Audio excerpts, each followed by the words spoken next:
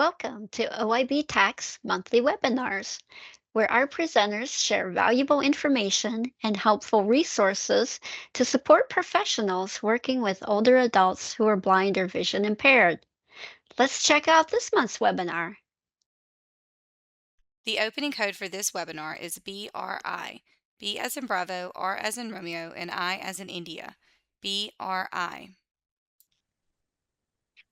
Welcome to our OIB-TAC monthly webinar, Navajo Elders, Blindness, and Cultural Competence, Part 1. It's my great pleasure to introduce our presenter, Sacheen Smith. Sacheen is a proud member of the Navajo Nation, an artist, a disability advocate, and currently works as a technical support specialist with the New Mexico Commission for the Blind.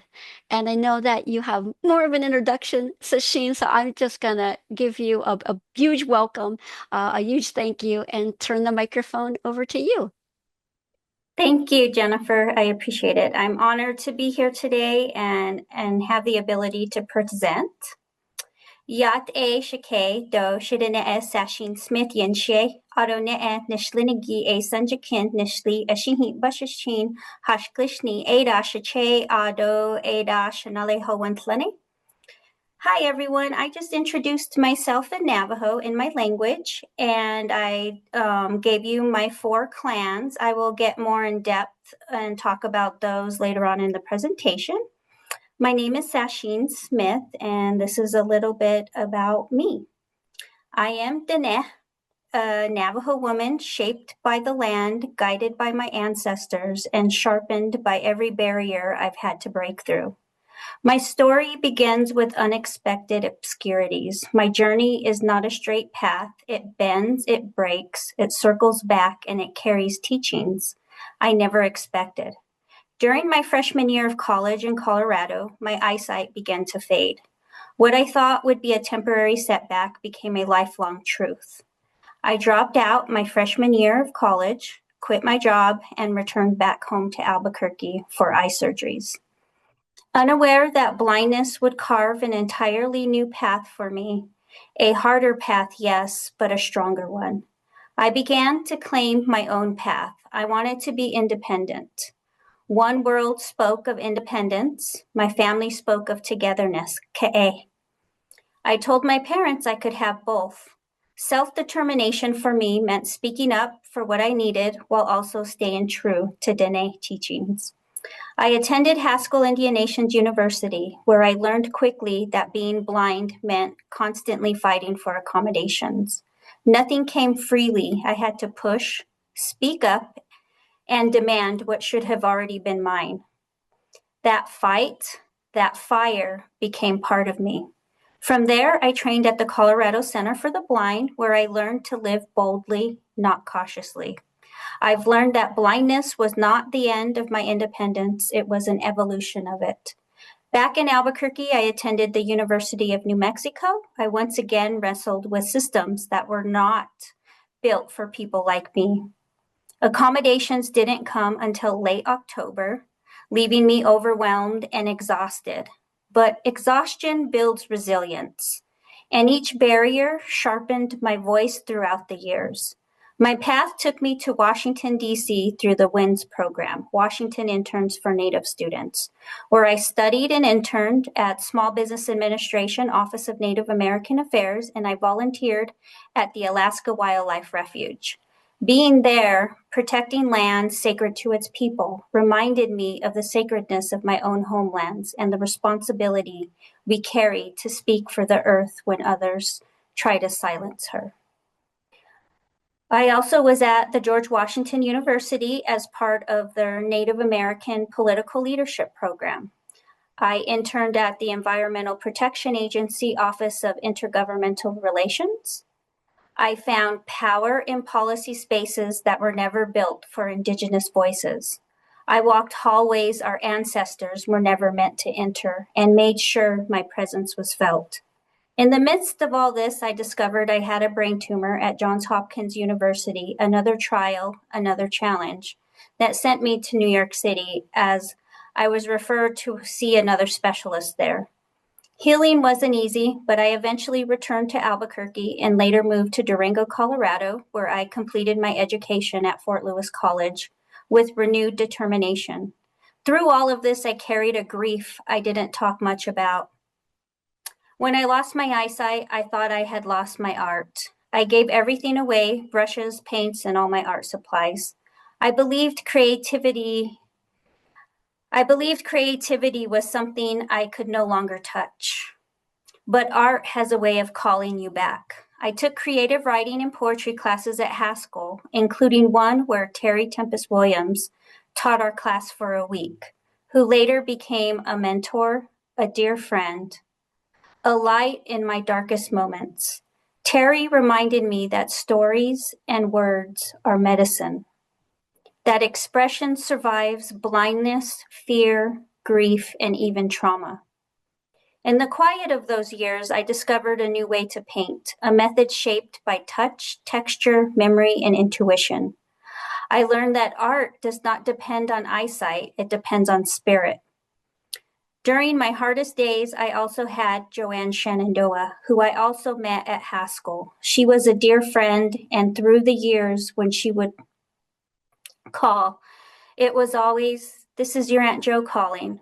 Her songs, her strong ethereal rooted in Haudenosaunee resilience, reminded me that Indigenous women have endured centuries and still rise with grace and thunder. Her music helped me to keep moving forward, no matter what barrier I was confronted with. Her inspiration and guidance always came at the right moment, and I continue to keep her wisdom and words close to my heart. My journey with disability taught me one truth: advocacy is not optional, it is survival. Today, I am passionate about disability rights, our elders, and protecting the environment. My story is not about overcoming blindness, it is about becoming myself. I stand here as a Diné woman, an artist, a poet, and an advocate. I stand here because every barrier I face has taught me how to fight for access, for justice, for our people, and for our earth. I pushed against expectations, barriers, whether it was cultural, systemic, or personal. I feel I opened a new path. Self-determination always circles back to community, giving back and serving others, especially our elders. When I have had the opportunity, I tell Indigenous relatives, young and old, we belong to this land, our people, this balance. Independence is not just about doing things alone. It's about walking your own path with family beside you. And sometimes you create your own family along the way, like I have. That is hózhó, to be whole, connected, and strong in who you are. My path I walk may not be straight, however, it is strong. I stand here not despite what I've lived through, but because of it. My life is not a tragedy. It is a testament to resistance, reclamation, and fierce Indigenous survival. We are here to talk about something powerful and necessary: how to support our Diné elders who are blind with respect, dignity, and cultural understanding. Many of our elders live in a borderland, a space between Western disability systems and our Indigenous Diné ways of knowing. Blindness is not only a medical condition, it also carries cultural, spiritual, and historical meaning. So when we provide services, we must honor both worlds. For us, Diné, everything begins with relationship, with ke'e. Before any assessment or paperwork, we must create trust. If we skip this, we may lose our elder. Respectful communication is essential. Silence is not disinterest, it is deep listening, reflection, and respect. Providers must slow down, allow pauses, and speak with humility. We must also acknowledge history. Many of our elders carry memories of boarding schools, medical neglect, forced assimilation, and the breaking of promises. When our elder hesitates to accept services, it is not resistance, it is protection shaped by generations of trauma. Cultural competence means approaching elders gently, acknowledging this past, and earning trust with consistency. Blind Diné elders face real barriers: remote housing, limited to transportation, inaccessible clinics, and sometimes materials that are not in audio format and they may not even know how to read Braille. But they also face cultural barriers. Western systems depend on forms, sometimes fast speech, and sometimes some people may have authoritative tones. Our elders depend on story, relationship, and patience. Oral tradition is still our strongest tool. Let elders tell their story of blindness. Listen for what the disability means to them spiritually or culturally. Their narrative will guide the service plan better than any form. Cultural competence care means honoring holistic well-being, mind, body, spirit, environment, and relationship. Our job is not only to provide services, it is to help restore balance, hózhó, in a way that respects both worlds our elders walk in. Ehyehet for being here and for serving our elders with heart and cultural respect. Next slide, purpose. Our purpose for being here today is to learn Diné way of life. Learn how Diné elders experience health, disability, and blindness. Integrate Diné cultural foundations into services, understand the Borderland frameworks, strengthen cultural competence for providers, promote respectful relational approaches, not transactional ones. Next slide, understanding Diné way of life. Ke'e, this is a foundational term that we use, and it has many meanings like kinship, relationships, and community bonds that are central. Ke'e shapes individual identity and cultural continuity. It influences social structure, guides behavior, gives us duty to one another and civic responsibility. Ke'e, what it means is the heart of Diné identity. It describes how we relate to one another through clans, kinship terms, and behaviors rooted in respect. And along with Ke'e, we also have hózhó, which is not just family structure, it's our way of life of mutual care, obligations, and relational responsibility.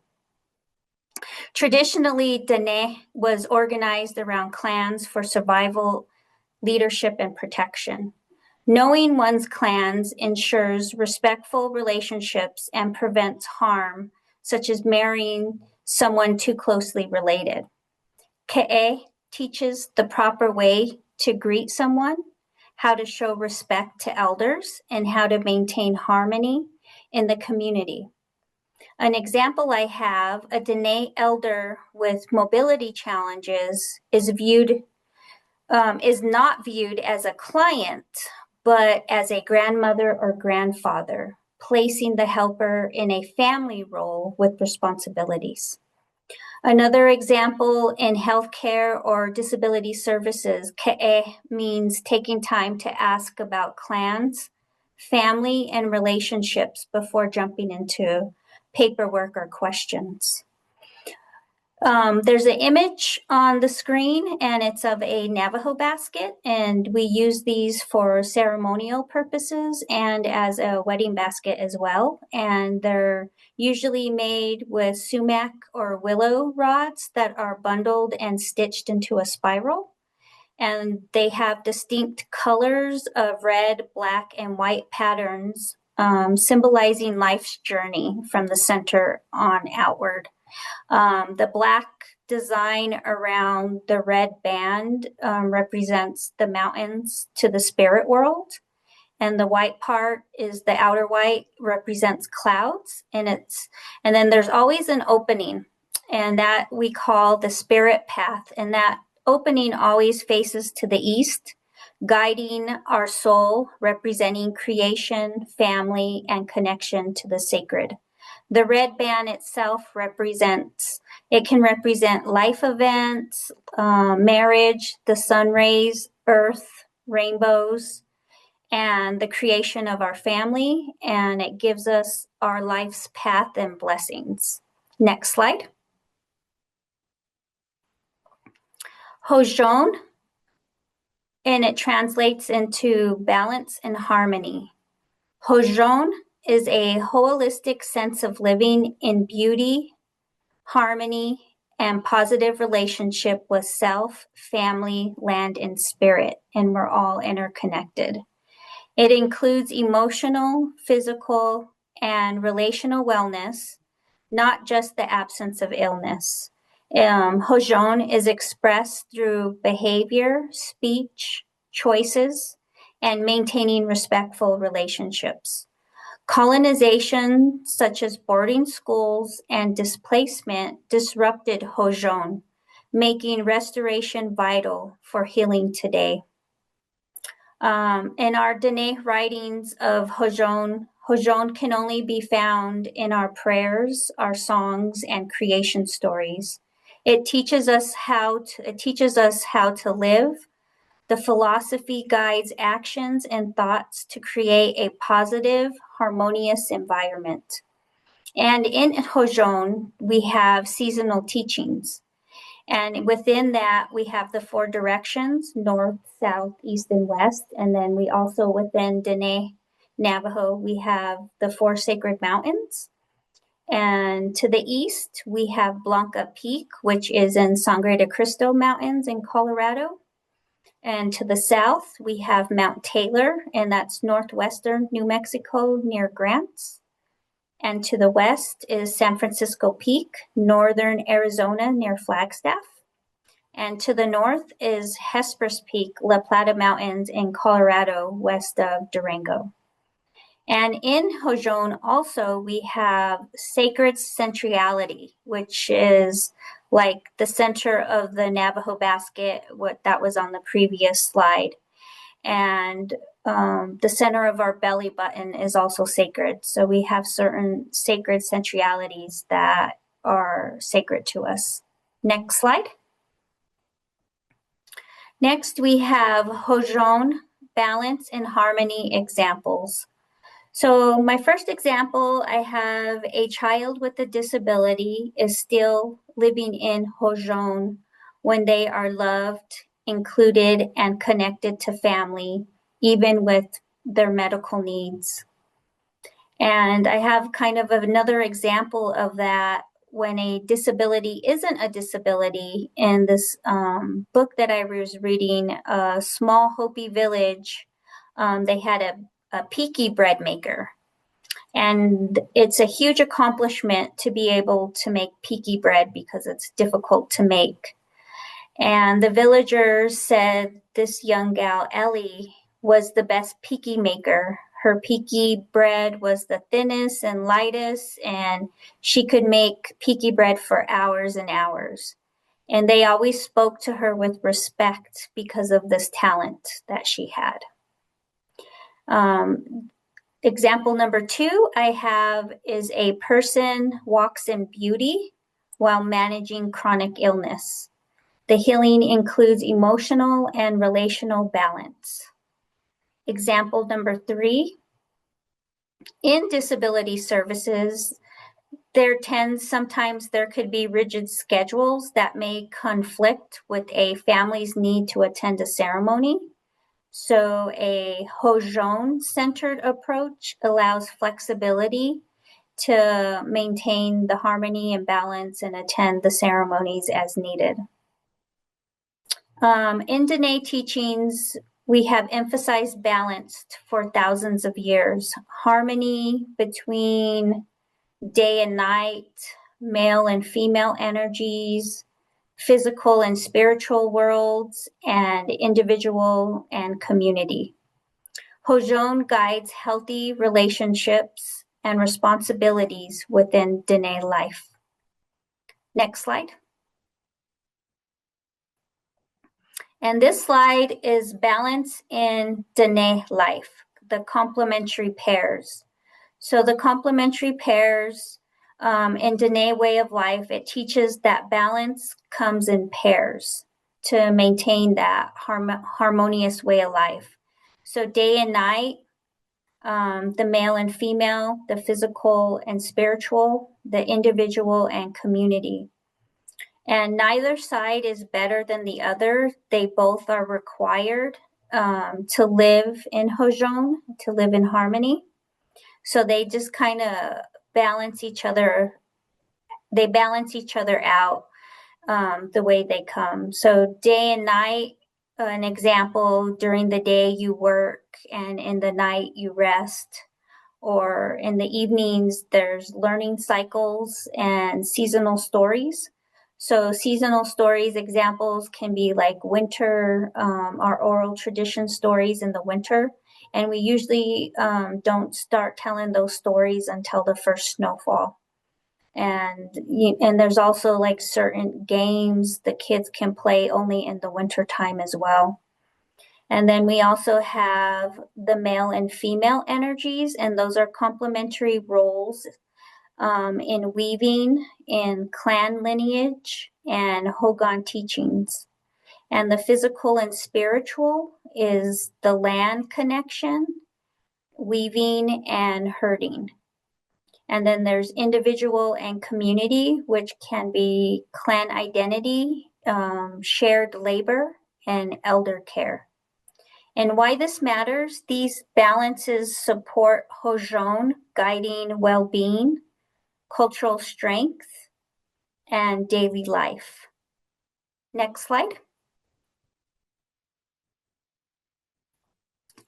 So this slide is day and night. And so these teachings, day and night, they partner each other with responsibilities. So both complete the life cycle. An example, in the morning, we pray, we face the east and we pray with our corn pollen, our taradin. And those prayers, we pray for new energy, new learning. And so that's for the morning. And then in the evening, we rest, we have reflection of the day, we have the winter storytelling, oral traditions. And then during the day, there's physical work such as herding, weaving, and planting. But now that we're more modernized and contemporary, a lot of us physically work during the day. And then at night, again, we have the thinking, the reflecting, family time, carding wool. My Nale lived a real traditional life, and so she sheared sheep and carded wool and wove Navajo rugs. So I have a lot of fond memories of that with her. And so there's a balance between the action and the rest, and it supports health and hózhó. And so we have to have both to balance out our health and our harmony in life. Next slide. The male and female energies, Hastin and Atzlan. That's the male and female energies, and those are complementary. They're not rigid roles. Both the energies exist in a world and within each person. And the example I have are the Hogan teachings. We have a male Hogan, which is like a little house structure. And the one for the male is a lot of the times temporary, that we use for ceremonial purposes. And the female Hogan, the home, is more permanent. And we're a matrilineal society. And so we honor the women. So we honor the women because they give birth. And so those two complement each other. And then we have the male and female energy in weaving. We have the men, they prepare the loom, they get all the supplies to build the loom. And then the women weave. And then we also have kinship clans inherited through the mother. We have our main clan, which is the mother. And then on the male side, which the male relatives, they're there to also teach and protect within the family and community. Within each person, we have strength plus gentleness. We have action plus nurturing. And so those kind of guide our behaviors. And we have balanced energies create strong families and communities. Next slide. And physical and spiritual. Our teachings with the physical health and spiritual well-being are inseparable in Diné way of life. Example, herding sheep. There's a lot of movement and work when you're herding sheep, and then there's the spiritual aspect, the connection to the land that we have, and then the physical and spiritual and weaving. The physical part of weaving, the craft of it is physical, and the spiritual meaning of the loom. There's oral tradition stories about Spider Woman, and it's a sacred teacher who gifted us the knowledge of weaving, showing us how to create looms and patterns as a way to bring order and beauty into the world. Weaving is not simply a craft, but a spiritual practice, and it's tied to prayers, balance, and hózhó, living in harmony with oneself and the community and the natural world. And for Diné weavers, each rug carries stories and teachings and relationships, making weaving an expression of identity, resilience, and spiritual connection passed through generations. And we also have community service. We have the physical labor and the relational responsibility. And in this slide, I have a picture of my Shanali's sheep. When I think this was several years back, herding the sheep out on the res south of Farmington and Burnham, New Mexico. And so these actions support the body, and they also support our spirit. Next slide. So this one is individual and community. And these teachings, these identities come from clan relationships and responsibilities to others. Elder care, one person can chop wood, different family members provide different support for the individual. Herding is an individual task at times, but the herd belongs to the family. And children at a young age learn responsibility through helping, if it's, feeding the animals, helping with grandparents, helping in the home.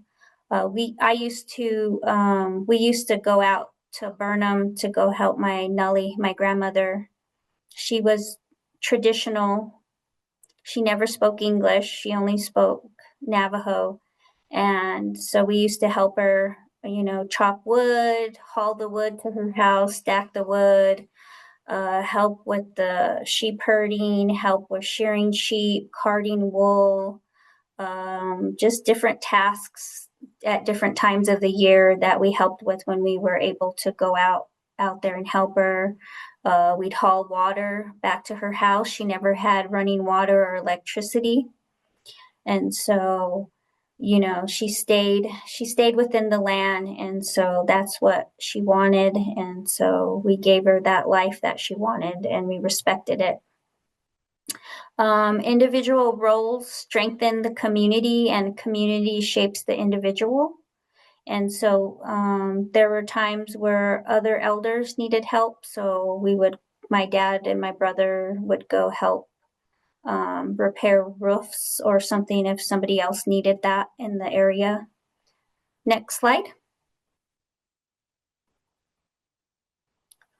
Diné clans, identity, relationships, and cultural competence. So clans equal our identity and relationship. In Diné, we introduce ourselves through our 4 clans to show who we are and how we relate to others. I introduced myself at the very beginning. So when we meet people, we usually introduce ourselves in that manner. Clans guide respect, roles, responsibilities, and boundaries. There's 4 clan systems.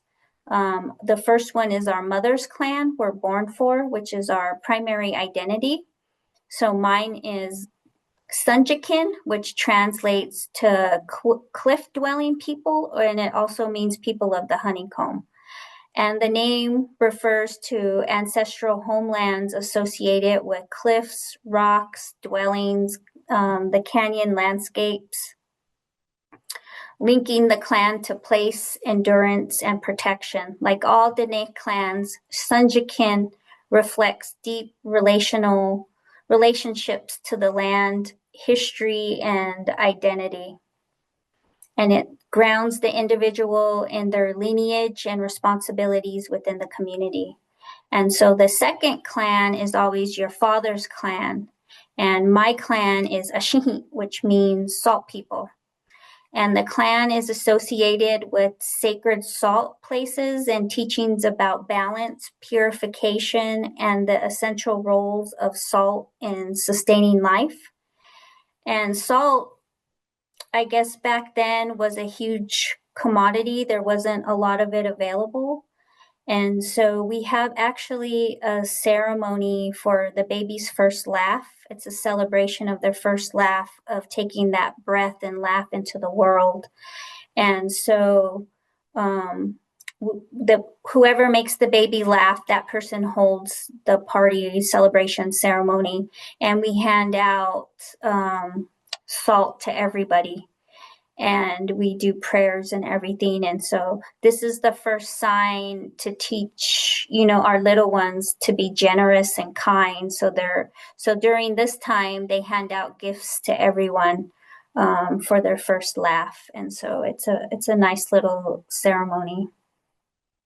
And our third clan is always our maternal grandfather's clan. And mine is Hashklishni, which means mud people.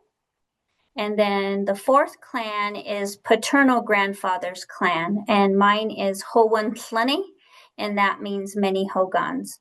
So there are 60 clans in the Navajo Nation. And the clans are a major way of life. They are in our creation stories, like Changing Woman. They're in our ceremonies, like the Beauty Way and Kinaldah. Kinaldah is a ceremony for our young girls that have their first menstrual cycle, and they're coming into womanhood. And so that's a very sacred time. Because we're a matrilineal society, we have a lot of we have ceremony for that, and it's a process for these young girls to go through to come into womanhood. Next slide.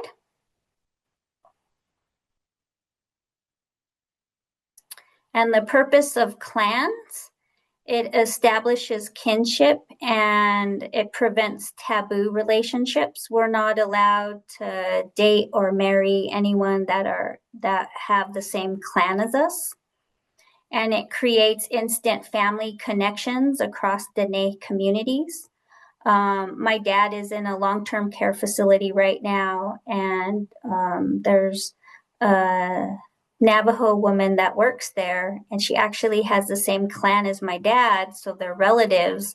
So they've been really getting along really well over there, and it's really nice to have that for him, to have that connection. And so he's really happy about that. Clans guide how to address elders: Shimasane, Shache, Shanali. Shimasane is how we would address my grandmother on my mother's side. And Shanali is how I would address my grandmother on my father's side. Unfortunately, I never got to meet any of my grandfathers. Both my parents, their fathers passed away when they were little. And actually my dad's mom passed away when he was little as well. And his aunt raised him, but we still called her grandmother. And so the cultural competence insight for professionals is just to, honor the clan introductions when offered, understand elders may categorize helpers as relatives, recognize that clan ties shape trust, communication, and consent. Next slide. Clans in blindness services. So clan introductions help elders feel safe and connected. It builds rapport for assessments, and if there's orientation and mobility instruction and caregiving, it'll help with that rapport, and it prevents unintentional cultural violations. When a Diné person shares their clans, it also establishes individual identity, community belonging, and you are someone because of your relationship. Next slide. This slide is a lot of information and it can be triggering. It's really a lot of trauma, past trauma, the historical trauma and Diné elders. So I have listed the long walk of 1863 to 1868. I have the boarding school era from 1819 to 1969, forced sterilization, 1970 to 1976, environmental racism, medical neglect, loss of autonomy, and distrust as survival. During the boarding schools, the United States government established a nationwide boarding school system based on the philosophy of kill the Indian, save the man. Diné and other indigenous children were forcibly removed from their homes and placed in federal or church-run schools designed to erase indigenous identity. Children were given English names. That's how we ended up with the last name Smith. Our native last name is Seta. And the children were forbidden to speak Diné Bazad, our language. They had their hair cut and were denied traditional teachings and ceremonies and clan roles. Many endured physical, emotional, and sexual abuse. I had grandparents that endured the boarding school era, and my dad was in the boarding school as well.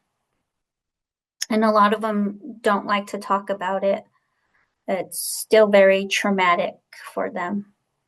The impacts of boarding schools continue today through intergenerational trauma, disrupted family structures, loss of language and culture.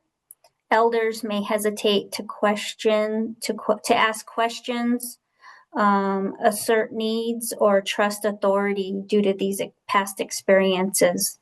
And the relevance to blindness services. Some Diné elders may avoid institutional settings for fear of being a burden or decline services altogether. Trauma-informed, culturally respectful approaches are essential to building trust and supporting engagement. The long walk of 1863 to 1868, the United States government sought to defeat the Diné through a scorched earth campaign across Diné. Under Kit Carson, villages were burned, livestock slaughtered, and water sources destroyed, forcing starvation. More than 8,500 Diné people were compelled to march 250 to 400 miles to Bosque Redondo. Intended as a reservation, it functioned as an internment camp and were guarded by United States soldiers. Conditions were harsh, overcrowding, crop failures, disease, and lack of clean water led to many deaths and family separations. They made sure that we Navajos could not leave. This force was to assimilate to Western values. However, many Diné resisted cultural assimilation and they would continue to fight until they were allowed to return to their homelands. The relevance today, it created generational trauma and deep fear of displacement and government authority. Many of our elders remain highly protective of their homes, land, and personal autonomy. And the next one is forced sterilization of Native women from 1970 to 1976. Between 1970 and 1976, many Native women, including Navajo women, were sterilized by physicians working with or contracted by the Indian Health Services, IHS, often without proper informed consent. Many of these women were misled about procedures, pressured to sign consent forms during labor or delivery, or were told that sterilization was reversible. Some were threatened with the loss of welfare or their health care benefits. If they refused, in other cases, women were shown consent forms at the hospital just before surgery or given false information about the purpose of the procedure. A 1976 General Accounting Office, the GAO, investigation documented at least 3,406 sterilizations in 4 IHS areas of Albuquerque, Phoenix, Oklahoma City, and Aberdeen. Though nationwide estimates suggest that 25 to 50% of Native women of childbearing age were affected, some sterilizations were even performed on young girls under the age of 21, despite federal rules prohibiting it. These coercive practices were influenced by federal policies, including Title X of the Family Planning Services and Population Research Act of 1970, and by racist assumptions about Indigenous people and poverty. The abuses cause deep, long-lasting harm, disruption of family structures, loss of reproductive autonomy, intergenerational trauma, and distrust of medical institutions. Advocacy by Indigenous women and groups such as the Women of All Red Nations helped expose these practices, prompting stricter federal regulations in 1978 requiring informed consent, waiting periods, and patient counseling. The relevance today, the legacy of forced sterilization continues to affect Navajo and other Indigenous communities. Elders may distrust healthcare systems, the fear of coercion, or avoid medical services altogether. Recent initiatives, including proposed truth and reconciliation efforts in New Mexico, seek to acknowledge these abuses, honor survivors, and support healing across generations. We also have environmental racism on Navajo. It's exemplified by the ongoing impacts of uranium and coal mining, which have led to widespread water contamination, lack of clean water, and severe health issues like high cancer rates. And Sacheen, just to interrupt, I just wanted to give you a time check that it is about 45, but please go ahead and finish this point because I think it's very, very important. So okay, you and can go ahead whatever and we finish. don't finish today, we can add it on to part 2 next month. Yes. And so environmental racism, there was lack of clean water and severe health issues like high cancer rates, disproportionately affecting the community, while resource extraction benefited areas outside of the Navajo Nation. This systemic injustice is further compounded by inadequate infrastructure, ongoing drought exacerbated by climate, and limited access to essential services like electricity and running water, and insufficient federal support. Since the 1940s, the Navajo Nation has been disproportionately targeted for extractive industries. Uranium mining exposed workers to radiation without protection. Over 500 abandoned uranium mines contaminated soil and water across the Navajo Nation. Coal, oil, and gas extraction degraded sacred lands. Many elders still lack clean water. We have an impact on health and disability, higher rates of cancer, kidney diseases, respiratory illness, and vision loss have been documented. Many elders associate disability with industrial harm and not from natural aging. And in this slide, I actually have pictures of my grandmothers. On the left side is my Shanale, Kenabayazi. She was traditional. She never spoke English. She wove a lot of rugs to earn money. And she was a really tough woman. She was still sheep herding well into her mid 80s. And to the right is my mom's mother, my Shumasani, Mary Arviso Allison. She also wove rugs, and she taught us a lot about the language, her past at the boarding schools, and she was a great woman. And I just wanted to add them in to have that honor of our grandparents. Thank you. And Sacheen, thank you so much. We are so grateful for you sharing yourself and all this wonderful information with us. This has been OIB-TAC's monthly webinar. Thanks for tuning in. Find recordings of our past webinars on our YouTube channel and discover all of our many resources at oib-tac.org. That's oib-tac.org. Like us on social media and share our resources with your colleagues and friends. Until next time. The closing code for this webinar is GHT. G as in golf, H as in hotel, and T as in tango. GHT.